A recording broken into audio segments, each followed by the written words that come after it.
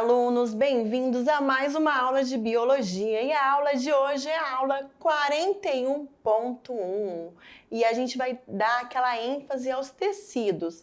Já vimos o tecido epitelial e agora vamos estudar hoje o tecido conjuntivo. O próprio nome, ele já dá uma deixa aí, que é o tecido de conexão. O tecido que conecta outros tecidos. Professora, me dá um exemplo aí bem prático. Vamos pensar aqui no tendão de Aquiles. Tendão de Aquiles, né, que fica nessa extremidade. Eu vou pedir aqui para o editor me focar aqui por inteira. Isso aí, editor, se possível. Justamente, o tendão de Aquiles fica nessa região aqui, tá bom? E o que o tendão de Aquiles ele faz? Ele une o músculo e une o osso. Então, ele tem essa função de conectar o osso ao músculo. Isso é só uma das funções do tecido conjuntivo que a gente vai estar estudando agora. Então, o tecido conjuntivo, ele é um tecido rico em conexões. Vocês vão ver algumas subdivisões desse tecido. Então, vamos para a telinha agora, onde vocês vão conseguir, né, ter essa noção.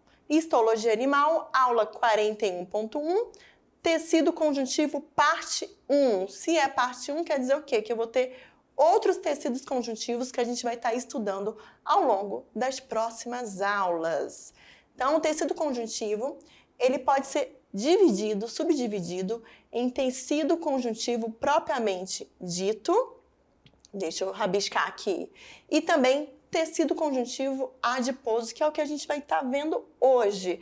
Vale lembrar que nós temos o tecido conjuntivo, que a gente chama de tecido hematopoético, que é o tecido que vai estar originando as células sanguíneas, que corresponde ao sangue.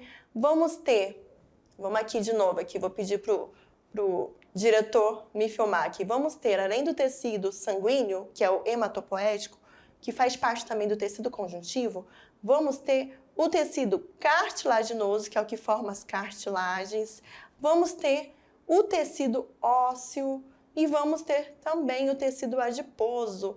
Tecido adiposo, que é o que a gente vai estudar nessa aula, está relacionado ao quê, professora? Está relacionado a lipídios, a gordura, mas isso quer dizer o quê, professora? Quer dizer que ele está relacionado à reserva energética, que é uma das funções, além também, né, de ser um bom isolante térmico. Mas vamos entender um pouquinho, vamos ver de início agora o tecido propriamente dito, que ele está subdividido em tecido frouxo, olha aí, e tecido denso. O tecido denso a gente vai ver agora, nesse momento. Vamos para a telinha. Tecido conjuntivo é um tecido de conexão, aquele tecido que eu acabei de dar o exemplo aqui quando eu falei do meu tendão de Aquiles, que faz essa ligação do osso ao músculo. E ele é um tecido de origem mesodérmica. Vamos lembrar aqui desse conceito aqui, mesodérmico. Lembra quando a gente estudou o processo da gastrulação? Nós vimos, né, que naquele processo da gastrulação, da embriologia, de fato, a gente tem a formação de 3 folhetos embrionários. A endoderme, a ectoderme e a mesoderme, que é a porção que fica entre a endoderme e a ectoderme, que a gente pode dizer que é aquela porção do meio. Então, a partir dessa origem mesodérmica, a gente surge, né, o tecido conjuntivo que possui uma diversidade muito grande. Então, anota aí, já faz aí o captura de tela dessa imagem. E esse tecido, como eu falei de início para vocês, ele desempenha funções no nosso organismo. Que funções são essas, professores? Função de preenchimento, sustentação, defesa e também de armazenamento e muito mais aí, gente. Não é só isso, não, tem muito mais. Isso aí é as principais funções. E ele vai ter uma característica que ele vai ter uma característica que, de fato, você vai conseguir comparar esse tecido ao tecido epitelial. Então, lembra, gente, que o tecido epitelial, ele era um tecido que não apresentava material intercelular. Já o tecido conjuntivo, que a gente chama de propriamente dito, ele tem uma característica, o tecido conjuntivo de um modo geral. Que característica é essa? Que ele apresenta diversos tipos de célula, como vocês estão vendo aqui nas imagens, diversos tipos de células imersas em grande quantidade de material extracelular. Ao contrário, né, do tecido epitelial, que era um tecido avascular. Nessa imagem aqui, a gente já consegue até ver os vasos sanguíneos. A gente já tem aquela compreensão de vaso sanguíneo, de capilar, e a gente observa que as células que formam esses tecidos, elas têm uma grande quantidade de substâncias que passam entre elas, que a gente fala que são substâncias intercelulares, substâncias que estão entre uma célula e outra. E essas células aqui, célula adiposa, fibra reticular, fibra elástica, fibra de colágeno, macrófago, plasmócito, fibrócito, são estruturas e células que fazem parte do tecido conjuntivo propriamente dito. Vamos continuar aqui a nossa imagem, nosso slide, e vamos aqui. Então, a matriz, ela é uma massa amorfa. Isso quer dizer o quê? Quando eu falo de massa amorfa, eu estou falando que é uma massa que tem aspecto gelatinoso e transparente e é constituída por água e glicoproteínas. Quando eu falo de glicoproteínas, eu estou falando o quê? De proteínas que estão associadas a glicídios, aos carboidratos, além de uma parte fibrosa de natureza proteica, as fibras do conjuntivo. Então vamos lá, a matriz, essa matriz extracelular, que é esse líquido, né, que fica entre uma célula e outra, ela vai ser constituída por essa massa amorfa, que é uma massa o quê? Gelatinosa e transparente. E essa massa amorfa, ela é constituída por água e glicoproteínas, além dessa parte fibrosa, que é de natureza proteica, que vai formar as fibras do conjuntivo. E de acordo com essas fibras do conjuntivo, vocês vão ver que vai existir essa subdivisão de tecido conjuntivo denso e tecido conjuntivo frouxo. O denso, a gente pode dizer que é quando essas fibras elas estão mais compactadas, elas estão mais estruturadas, são mais rígidas, digamos assim. E o tecido conjuntivo, que a gente chama de frouxo, são fibras mais moles. Professora, me dá um exemplo aí, a senhora está falando de tecido conjuntivo propriamente, tecido conjuntivo frouxo. Eu quero saber aí, um exemplo aí. Vamos pensar aí na nossa pele. Lembra que a gente estudou?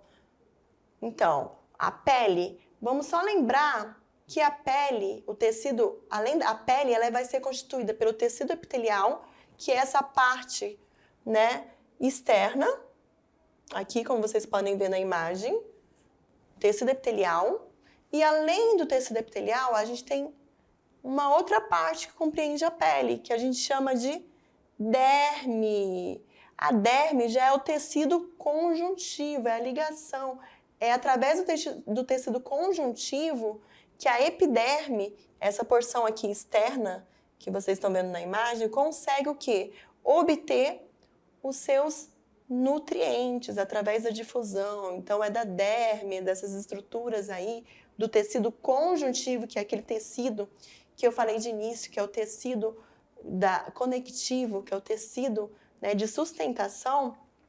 A epiderme, ela consegue obter os seus nutrientes. Então, olha aí, o tecido conjuntivo ele fica abaixo da epiderme, essa região aqui que vocês estão vendo, que está aqui mostrando claramente na imagem. Aqui a gente já consegue, né, observar aqui tecido subcutâneo, que é o tecido adiposo, e aqui você percebe que é um tecido que está mergulhado em substância do tipo amorfa, gelatinosa, transparente. Então, todas as estruturas, essas células que fazem parte do tecido conjuntivo, elas estão mergulhadas nesse tipo de substância que a gente fala que é a substância amorfa. Vocês viram naquele exemplo que existem, né, alguns tipos principais de células que formam o tecido conjuntivo. É isso que a gente vai ver agora. Quais são essas células que estão mergulhadas aí, né, no tecido conjuntivo? Vamos então observar aqui a imagem, né, a lâmina. Então, as células conjuntivas são de diversos tipos. Olha aí, gente. São de diversos tipos. As principais são, vamos lá, fibroblasto, essa célula aqui que ela tem um formato meio estrelado, né? A gente pode dizer assim que é um formato um pouco mais estrelado. É uma célula metabolicamente ativa, contendo longos e finos prolongamentos citoplasmáticos. São esses prolongamentos que vocês estão vendo aqui, que a professora tá rabiscando. Então, é um tipo de célula que faz parte do tecido conjuntivo. E qual é a função dessa célula do fibroblasto? Ela tem a função, tá bom, gente, de sintetizar as proteínas da substância fundamental, que é essa substância aí amorfa, e fibras que fazem parte do tecido conjuntivo. Lembra que a gente viu, além da substância amorfa, o tecido conjuntivo, ele possui fibras. E quem vai estar fazendo essa síntese dessa substância aí, ajudando, né, são os fibroblastos, são essas células aqui. Dando continuidade, olha aí, gente, são células ricas em retículo rugoso, que é o retículo endoplasmático rugoso, e ribossomos. Só lembrando, isso aí vocês viram na unidade 2, a função do retículo rugoso e ribossomos. Produção de proteínas. E as proteínas, elas servem para quê? Para estar formando as fibras correspondentes ao tecido conjuntivo. Então, a função, anotem aí, sintetizar, que é produzir, fabricar as proteínas da substância fundamental e também as fibras. Olha aí, gente, a função do fibroblasto, tá? Justamente o quê? A síntese de proteínas da substância fundamental e fibras. É fácil associar, por quê? Porque você sabendo que ela é uma célula rica em retículo rugoso e ribossomos, e já sabendo a função desses organoides, você consegue já de cara saber que essa célula aí, a fibroblasto, ela tem essa função de síntese de proteína. Dando continuidade aí, vamos falar agora dos macrófagos. Os macrófagos é um tipo de célula ovoide que está relacionada, gente, à defesa do nosso organismo, tá bom? Defesa. Vamos lá, vamos fazer essa associação. Macrófagos relacionado à defesa do nosso organismo. Então, é uma célula ovoide, vocês conseguem perceber na imagem. Célula ovoide que podem conter prolongamentos citoplasmáticos. Eu vou usar aqui a caneta azul agora, que eu acho que eu consigo mostrar esses prolongamentos aqui citoplasmáticos para vocês. Então, é uma célula ovoide podendo conter prolongamentos citoplasmáticos e inúmeros lisossomos. Vamos lembrar aqui da função do lisossomos? Os lisossomos é um organoide que está relacionado à função da digestão celular. Então, lembra que uma das funções do lisossomos é o quê? É a fagocitose, que é incorporar partícula ou algo estranho junto, né, que venha de encontro à célula e ali, através daquele englobamento, fazer, né, a digestão intracelular. Então, se o macrófago é uma célula ovoide que contém inúmeros lisossomos, de cara eu já vou saber que a função principal dele é a fagocitose e a pinocitose de partículas estranhas ou não ao organismo. Olha aí, gente, já façam essa associação. Olha a importância de vocês terem estudados os organoides celulares, organelas, alguns livros vocês vão ver também organelas, das organelas celulares. Dando prosseguimento, continuidade, vamos falar de uma outra célula. Além do macrófago, a gente vai ter o mastócito, que já é uma célula globosa constituída de heparina, que é uma substância anticoagulante. E além da heparina, ela também tem a histamina, que é uma substância envolvida nos processos alérgicos, de alergia, né? Quem já tomou remédio de alergia já viu, né? Que até os nomes aqui é parecido com essas substâncias aí. Então, essa última substância, no caso a histamina, deixa eu até marcar ela aqui, ela é liberada em ocasiões de penetração de certos antígenos. Quando a gente fala de antígenos, a gente está falando de um corpo estranho ao organismo, tá bom? Então, essa última substância ela vai ser liberada em ocasião de penetração de certos antígenos no organismo. E seu contato com os mastócitos, que é essa célula que vocês estão vendo aqui na imagem, e o seu contato com os mastócitos desencadeia e desencadeando, né, a consequente reação alérgica. Que algumas pessoas vão ter aquelas coceiras, né, outras ficam empoladas. Em casos mais graves, né, já tem que levar correndo, né, para um médico, para uma unidade de saúde, para que você use, né, os antialérgicos. Então, vamos lembrar aí, né, que o mastócito está relacionado a processos, né, de liberação, no caso aí, de histamina, caso, né, antígeno, algo estranho ao corpo, venha, como é que eu posso dizer, penetrar, atacar. Assim, ele desencadeia essa reação alérgica. Continuando, vamos falar aqui do plasmócito. O plasmócito, pessoal, que é essa célula que vocês estão vendo aqui na imagem, não está muito bonita, mas digamos que vocês estão vendo ela bacana. É uma célula rica em retículo endoplasmático rugoso. Olha aí, ó, mais uma informação. Plasmócito, célula rica em retículo endoplasmático rugoso ou granular. Abundante em locais sujeitos à penetração de bactérias, como o intestino, pele e locais em que existem infecções crônicas.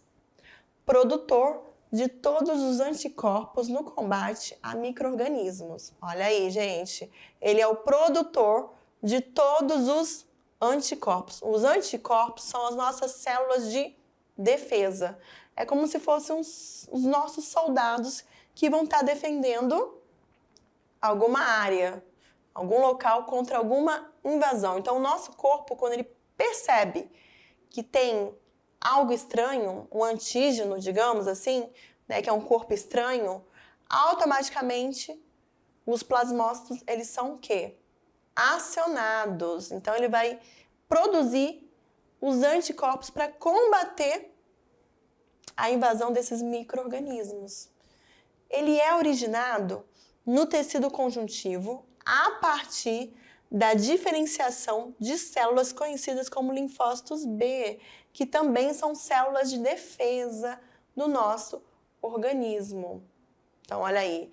Então, através da diferenciação do linfócito B, eu tenho a diferenciação, né? Eu vou ter a produção do plasmócito. Dando continuidade, vamos falar aqui sobre os principais tipos de tecido conjuntivo. Lembra que eu falei para vocês, né? Nós temos dois tipos, o frouxo e o denso. Vamos, então, dar uma olhada aqui no tecido conjuntivo frouxo, que é o primeiro aqui que vocês conseguem observar nessa imagem. O frouxo, ele já está falando assim, eu posso dizer que ele é um tecido mole. É só a gente pensar aqui na nossa pele, na derme, né, que está abaixo do nosso tecido epitelial. Ele é um tecido mole. E, lógico, né, a derme, tecido conjuntivo que forma a derme, ele vai servir o quê? De apoio ao tecido epitelial, que é o que vocês estão vendo aí. Camadas, né, ele vai possuir camadas de vasos sanguíneos e linfáticos. Se ele é frouxo, eu estou dizendo o quê, gente? Já estou falando, né? Frouxo, mole, tecido mole. Então, aqui, né, a gente tem vasos sanguíneos. Infelizmente, essa imagem não está tão boa, mas nós temos vasos sanguíneos, o mastócitos, ó, que são aquelas células que a gente acabou de falar, células de defesa, tá bom? Vasos sanguíneos, fibras elásticas, fibra colágena, vamos encontrar, né, além da substância amorfa, nós temos as fibras, né, que são formadas pelas conjunto de proteínas aí. O núcleo do fibroblasto, lembra daquela célula que ela tem o formato estrelado? Então, aqui nessa imagem a gente consegue perceber aí o núcleo do fibroblasto. São todas as estruturas que compõem e fazem parte do tecido conjuntivo frouxo. Dando prosseguimento, preenche espaços não ocupados por outros tecidos, que a gente fala, por isso que a gente fala que é o tecido de preenchimento, além de apoiar e nutrir células epiteliais. Envolve os nervos, músculos e vasos sanguíneos e também os linfáticos, tá bom, pessoal? Então, essa aí é uma das funções do tecido conjuntivo frouxo, servir de apoio ao tecido epitelial e nutrir essas células epiteliais. Prosseguindo, além disso, ele faz parte da estrutura de muitos órgãos e desempenha um importante papel em processos de cicatrização. Olha aí, mais uma função para o tecido conjuntivo frouxo. Tipos de fibras, vocês viram, né, que a professora citou ali fibras de colágenos, então é isso que a gente vai ver, elásticas, reticulares, então vamos lá. As fibras presentes no tecido conjuntivo frouxo podem ser de 3 tipos. Vamos ver aí quais são esses 3 tipos de fibras que estão presentes nesse tecido. Nós temos a fibra colágena, elástica e reticular ou reticulares. As fibras colágenas são constituídas de colágeno, isso aí está bem fácil. Talvez a proteína mais abundante do reino animal é isso.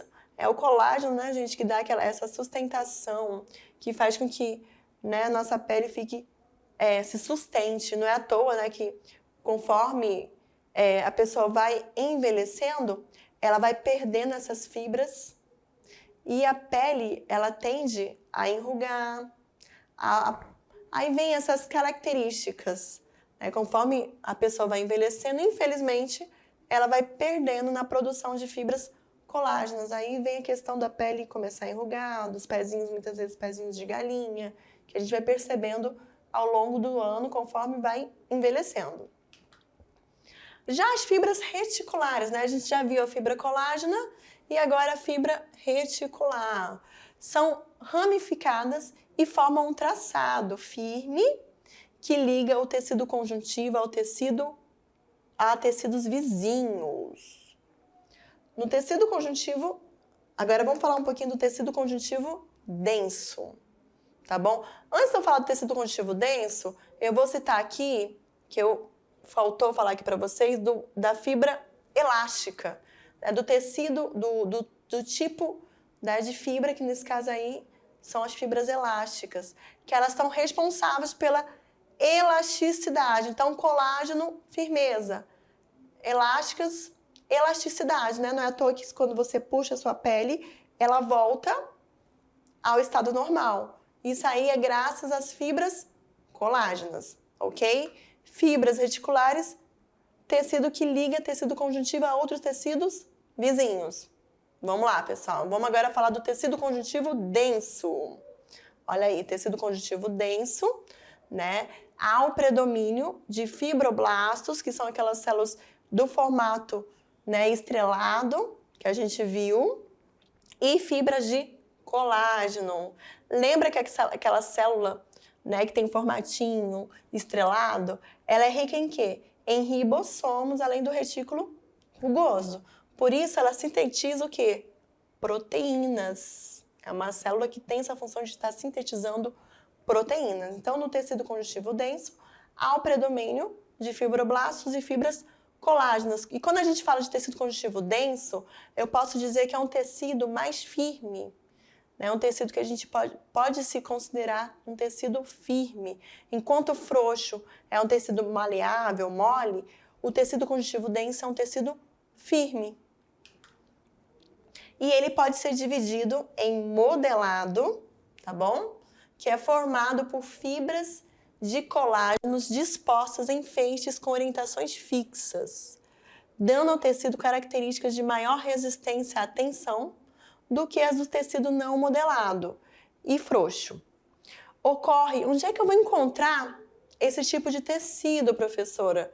Eu vou ver ele nos tendões, que foi aquele exemplo aí que eu falei, né, do tendão de Aquiles, que vai estar ligando o músculo ao osso, e nos ligamentos que ligam os ossos entre si. Então, na questão dos ligamentos, nos tendões, é onde eu vou encontrar esse tipo de tecido aqui, que ele é formado por fibras de colágenos.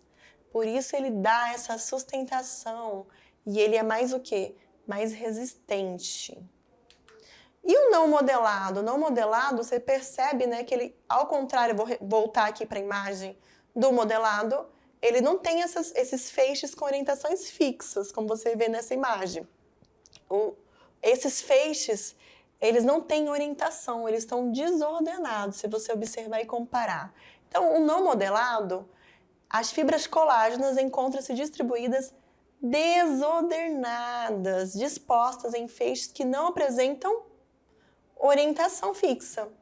Ocorre aonde esse não modelado? Na derme, nas cápsulas que envolvem os órgãos e na membrana que também vai estar envolvendo os ossos. Vamos ter uma aula só sobre o tecido ósseo, então vocês vão ter uma noção melhor, né, desse tecido aí não modelado, desse tecido conjuntivo que a gente fala não modelado. Vamos agora falar de um outro tipo de tecido adiposo. O tecido adiposo é o que forma, pessoal, os adipócitos, as gorduras do nosso corpo, propriamente assim falando, né? Então, vamos lá. Nesse tecido, a substância intracelular, ela é reduzida. Olha aí uma característica. Nesse tipo de tecido aqui, a substância, enquanto no propriamente dito, a matriz, né, a substância intercelular, bastante, nesse aqui ela é reduzida. E as células ricas em lipídios são denominadas de células adiposas ou de adipócitos. Então aqui vocês vão perceber a célula, o núcleo celular, como na imagem está mostrando, e essa porção aqui amarelada é o lipídio, é a reserva de gordura. Então o que vai acontecer? Quando você consome muitas calorias, essa célula aqui, que tá, vamos dizer que ela esteja no estado normal, ela aumenta o seu reservatório de gordura. Então, se você come em excesso alimentos calóricos, né, essa célula, ela vai aumentar o seu reservatório de gordura. Aí vem as gordurinhas, né, mas isso aí é a parte bacana do tecido conjuntivo adiposo para vocês ficarem sabendo e entendendo. E vamos falar das coisas boas do tecido conjuntivo adiposo, né, gente? A função. Será que é ruim ter gordura? Não, não é ruim, né? Uma das funções do tecido conjuntivo adiposo é a reserva energética, reserva de energia, né? Que é a principal função do tecido, é a reserva de energia, reserva energética. Então, o depósito de gordura, ele é feito nas células adiposas, também chamadas adipócitos, além de ser isolante térmico. Ajuda a regular a temperatura corporal, protegendo contra o frio. Então, digamos que a pessoa que tem o maior reservatório de gordura, né, falando assim, ela tem, né, se ela tem o maior reservatório de gordura, ela tem uma maior proteção térmica contra o frio. Porém, né, ela morando aqui na região norte, que é uma região com esse clima, né, quente e úmido, é complicado, né? Ela vai suar mais. Por quê? Porque aqui o nosso clima ele já não ajuda, né, nessa questão, né, o nosso clima não ajuda. Essa é a verdade, que aqui é muito calor, né? Mas tudo bem. Então, primeira função, reserva energética. Segunda função, ele é um isolante térmico. Tem mais função, professora, sobre o tecido adiposo? Sim, tem mais função. Função de preenchimento. Por quê? Porque ele vai ser encontrado ao redor de órgãos e vai preencher espaços de forma que mantém estruturas fixas no lugar. Então, mais uma característica desse tecido, né? Encontrado ao redor de órgãos, preenchendo espaços de forma que mantém as estruturas fixas no lugar. Além de ter uma proteção contra impactos. Então, digamos, né, que se você cair, né, de bunda no chão, propriamente falando, se você tiver um reservatório de gordura bacana, você não vai ter tanto impacto quanto quem não tenha.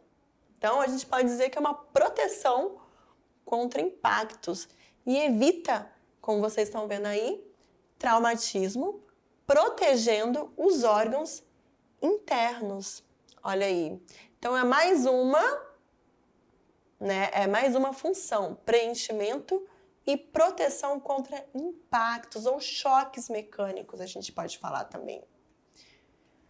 Com relação ao tecido conjuntivo adiposo, ele pode ser classificado em dois tipos: tecido adiposo unilocular, tecido adiposo multilocular. O unilocular é aquele que a professora já vem apresentando para vocês. A célula, o reservatório de gordura, ele é único. Ele não é espalhado pela célula. Já no tecido adiposo multilocular, a gente não tem uma única reserva, um único espaço para essa gordura. A gente vai ter essas gorduras espalhadas por toda a célula. Por isso que a gente fala que ela é multilocular. Ela está espalhada, ela não está em um canto, uma região fixa. Dando prosseguimento, tecido conjuntivo adiposo unilocular, que é esse aí que vocês estão vendo agora na imagem. Então, as gotas de gordura se reúnem formando uma grande gota. Olha aqui, uma grande gota. Por isso, recebe o nome de unilocular. Também é conhecido como gordura amarela, coloração que se deve à gordura que contém pigmentos e vitaminas. Olha aí, pigmentos e vitaminas. Mais uma informação aí com relação ao tecido adiposo unilocular, que é o que a gente chama de gordura amarela. Ponto 2 agora, tecido adiposo multilocular. Ele é responsável pela regulação da temperatura corporal. Olha aí, gente. E ele é encontrado principalmente em animais que hibernam. Recebe esse nome por causa das várias gotas de gorduras que estão suspensas no citoplasma celular, como eu mostrei aqui para vocês, né? Essas gotinhas de gordura que não estão em um único local definido, mas estão espalhados pelo citoplasma da célula. Então, podem ser conhecidos também, né, como gordura marrom ou parda. Olha aí, mais uma informação. E para finalizar aqui a aula, com relação ao tecido conjuntivo adiposo, apesar de ter um papel importante, o tecido adiposo ele é indesejável em excesso. Por quê? Porque o acúmulo de gordura aumenta o peso e o volume corporal, sobrecarregando o sistema cardiovascular, entre outros. Então, pessoal, finalizamos aqui a aula 41. Espero que vocês tenham gostado das informações e nos vemos daqui a pouco. Até já!